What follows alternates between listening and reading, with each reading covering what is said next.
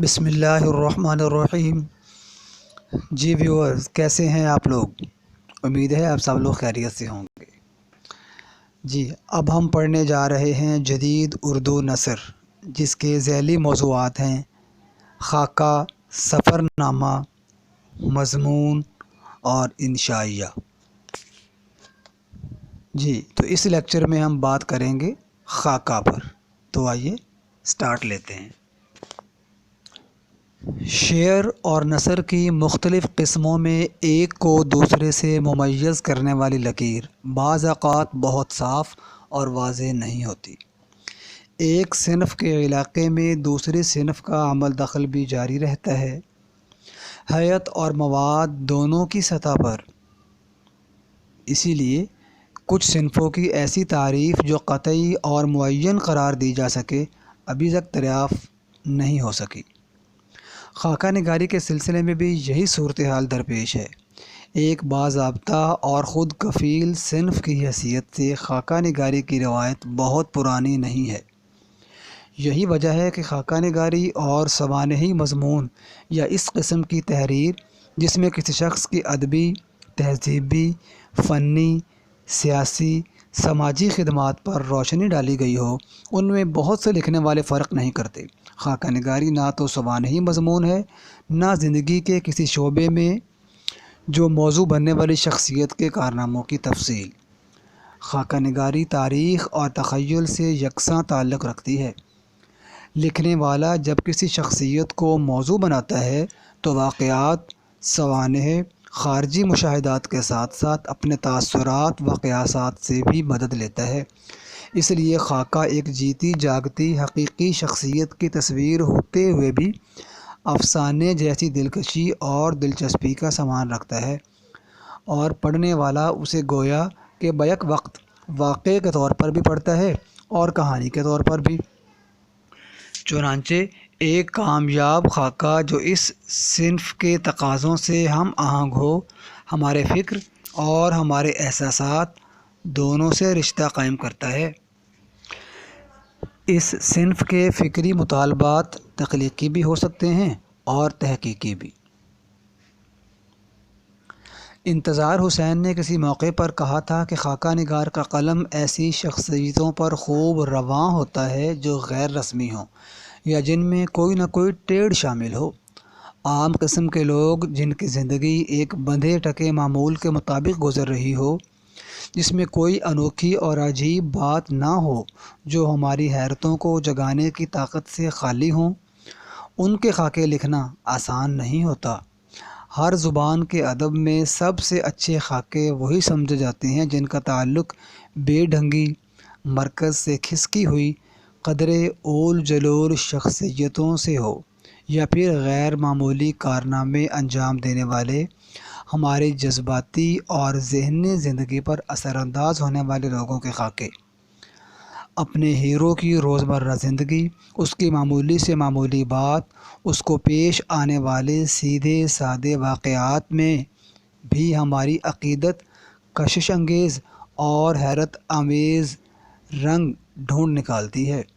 یہ عقیدت پرستش تک نہ پہنچے تو خاکہ اور خاکہ نگار دونوں کا بھرم بنا رہتا ہے۔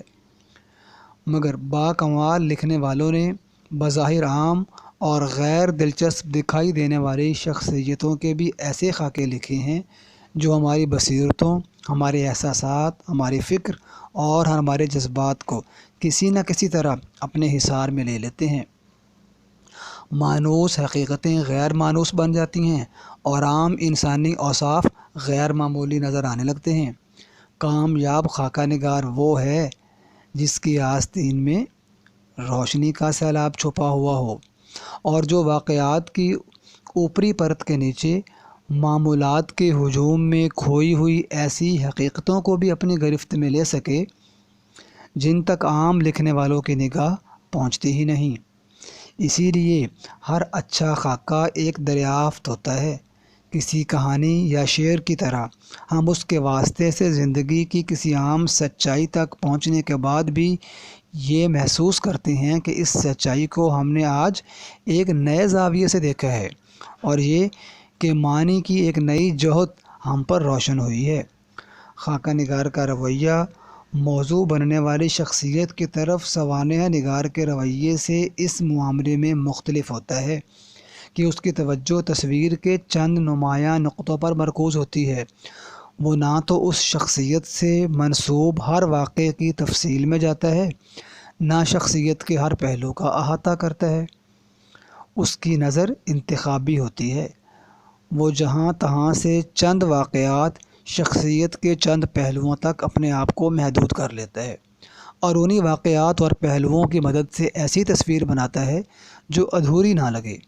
خاکہ نگار ایک چابک دست مصور ہوتا ہے جو گنتی کی چند لکیروں یا ہوش کے چند اسٹروکس کے وسیلے سے ایک جامعہ اور ہماگیر اور متحرک تصویر لفظوں میں اتار دیتا ہے۔ کسی شخصیت کے ایسے عناصر جو مرکزی حوالوں کی حیثیت رکھتے ہوں یا اس سے وابستہ ایسے واقعات جن سے شخصیت کے بھید کھلتے ہوں، خاکہ نگار کا بنیادی سروکار انہی سے ہوتا ہے۔ اس سلسلے میں ایک اور اہم بات یہ ہے کہ خاکہ نگار محتسب نہیں ہوتا۔ اسے یہ حق حاصل نہیں کہ اپنے موضوع پر اخلاقی حکم لگائے یا فیصلے صادر کرے۔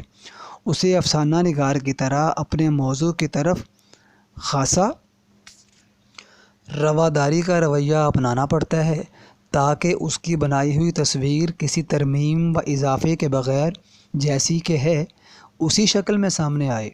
خاکہ نگار جب تک اس علمیت کا احترام نہیں کرتا جس سے شخصیت اپنی خوبیوں اور خرابیوں کے ساتھ پہچانی جا سکے، اس کی بنائی ہوئی تصویر مکمل نہیں ہو سکتی۔ اس کا کام نہ تو بت گری ہے نہ بت شکنی۔ افسانہ نگار کی طرح اپنے تاثرات میں وہ قدر مبالغہ آمیز ہو سکتا ہے، مگر موضوع کی طرف ہمدردی، رواداری اور انصاف پسندی کا رویہ برقرار رکھنا چاہیے۔ منٹو نے گنجے فرشتے میں یا عصمت نے دوزخی میں اپنے مشاہدات کی حوصلہ مندی کے باوجود ہمدردی کے عنصر کو محفوظ رکھا۔ چنانچہ ان کے خاکے شخصیتوں کے معروضی تجربے نہیں ہیں، بلکہ تاثرات کی سطح پر شخصیتوں سے انسانی رابطے استوار کرتے ہیں۔ کسی شخصیت کی خوبیوں کے ساتھ اس کی کمزوریوں کے احترام بھی کرتے ہیں۔ شاہد احمد دہلوی کے کئی خاکے زبان و بیان کے لحاظ سے دقیق ہوں تو ہوں، مگر ان کا عیب یہ ہے کہ لکھنے والے کے ظرف کی وسعت ان خاکوں سے ظاہر نہیں۔ ایسا محسوس ہوتا ہے کہ خاکہ لکھنے والا جس شخصیت کو سامنے لانا چاہتا ہے اس سے کچھ کم اہم لکھنے والے کی شخصیت نہیں ہے۔ آپ اپنے سحر میں گرفتاری موضوع بننے والے کی شخصیت میں تخفیف کا سبب بن جاتی ہے۔ ظاہر ہے کہ مصور کے رویے اور کارٹونسٹ کے رویے میں عمل کی مماثلت کے باوجود اختلاف کے کئی پہلو نکلتے ہیں، یہاں تک کہ مزاحیہ خاکوں میں بھی مزاح کی قیمت پر اگر کوئی شخصیت مسخ ہو جائے تو لکھنے والا خاکہ لکھنے سے زیادہ خاکہ اڑانے کا مرتکب سمجھا جائے گا۔ اردو میں خاکہ نگاری کی روایت ہر چند کہ بہت پرانی نہیں، پھر بھی خاکوں کا جو سرمایہ موجود ہے اس کی قدر و قیمت مسلم ہے۔ معیار اور مقدار دونوں کے لحاظ سے یہ صنف ہمارے ادب کی ترقی یافتہ صنفوں میں شمار کی جا سکتی ہے۔ اس کے ابتدائی نقوش تذکروں میں ملتے ہیں۔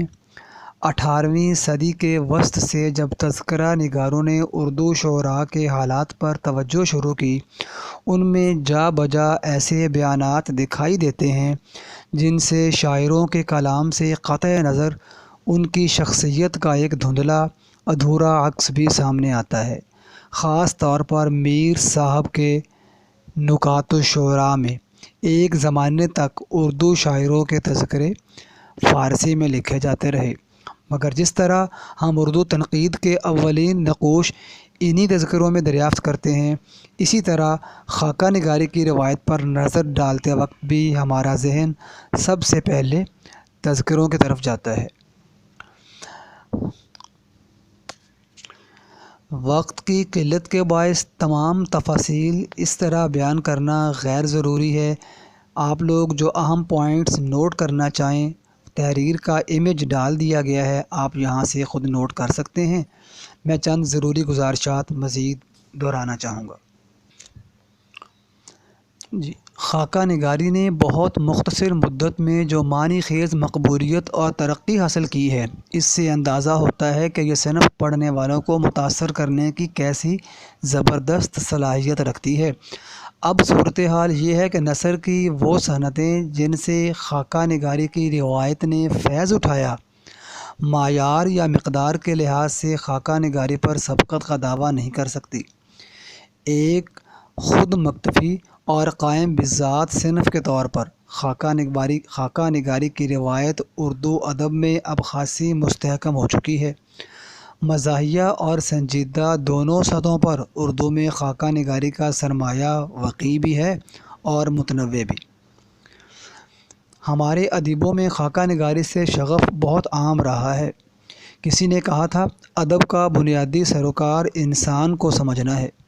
اس لحاظ سے دیکھا جائے تو کم و بیش ہر ادیب اصناف کے امتیازات سے قطع نظر اپنی اپنی سطح پر انسانی ہستی کے مضمرات کو سمجھنے سمجھانے کے ہی جتن کرتا رہتا ہے۔ کیا شعر، کیا نثر، لسانی اظہار کی تمام تخلیقی حیتوں کا مرکز محور انسان رہا ہے۔ اس لیے یہ عرض کیا گیا تھا کہ خاکہ نگاری کو ایک صنف کے طور پر قبول کرنے سے پہلے بھی ادبی اظہار کے مختلف پیرایوں میں خاکہ نگاری کے نشانات ملتے ہیں۔ ایک باضابطہ صنف کی حیثیت سے متعارف ہونے کے بعد بھی خاکہ نگاری اس صنف کے مسلم ثبوت ترجمانوں کے علاوہ کم و بیش ایسے ہر لکھنے والے کی توجہ کا مرکز بنے جو لفظوں میں شخصیت کی تصویر اتارنے کی کسی قدر صلاحیت رکھتا تھا۔ اصطلاحی معنوں میں اردو خاکہ نگاری کا آغاز مرزا فرد اللہ بیگ سے ہوتا ہے۔ ڈپٹی نذیر احمد اور مولوی وحید الدین سلیم کی جیسی بے مثال تصویریں فرد اللہ بیگ نے لفظوں میں اتاری ہیں۔ انہیں آج بھی اردو خاکہ نگاری کی روایت کا روشن ترین نقش کہا جا سکتا ہے۔ ان تصویروں میں خاکہ نگاری کی بنیادی قدر یعنی اخلاقی فیصلوں کے خبط سے آزاد ہو کر انسان کو اس کی کمزوریوں اور اوصاف سمیت قبول کرنے کا میلان نمایاں ہے۔ اردو خاکہ نگاری کی یا شخصیت نگاری کی ایک اور شکل جس نے ہمارے زمانے میں خاصا رواج پایا ہے، کالم نویسی کی روایت میں دکھائی دیتی ہے۔ اردو خاکہ نگاری کے ارتقاء پر نظر ڈالی جائے تو ایک حقیقت بار بار سامنے اپنی طرف متوجہ کرتی ہے۔ یہی نہیں کہ اس صنف کا نقش اول ہمیں دلی کی ادبی روایت میں ملتا ہے، بعد کو بتدریج اس صنف نے جو ترقی حاصل کی اس میں بھی دلی کا رول بہت مستحکم اور ممتاز رہا ہے۔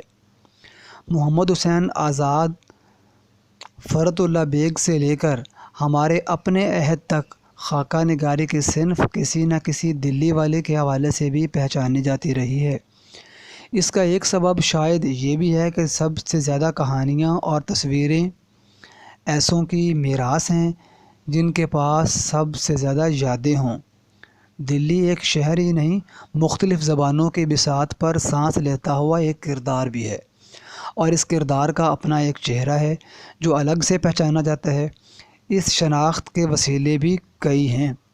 دلی کی ثقافت، میلے ٹھیلے، رسمیں، روایات، دلی کی زبان، محاورے، بولیاں، دلی کے علماء، فضلاء، قومی رہنما، سماجی کارکن، شاعر اور ادیب، عام دلی والے۔